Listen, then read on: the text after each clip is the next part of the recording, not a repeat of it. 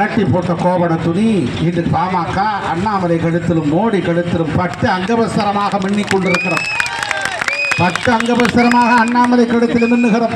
நாங்கள் கலட்டி போட்ட கோவண துணியில் பட்டு அங்கவஸ்திரமாக மோடி கழுத்தில் மின்னிக் கொண்டிருக்கிறோம். நாங்கள் வேண்டாம் என்று நிராகரித்து விட்டோம்.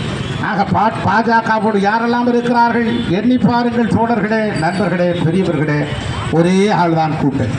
டிடிவி தினகரன் ஒரு கட்சியா, அவர் அந்த பாஜகவோடு கூட்டணியா.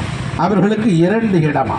என்ன அநியாயம்! அதுவும் டிடிவி தினகரன் சொல்கிறார் 10 ஆண்டு காலம் இந்தியாவிலே பாஜக ஊழலற்ற ஆட்சியை நடத்தியதாம். யார் சொல்லுவது? டிடிவி தினகரன். அவர் எப்பேற்பட்டவர்? அவர் ஊழலுக்கு சின்னத்தை வாங்குவதற்காக ஊழல் செய்து சிறைக்கு போனவர்.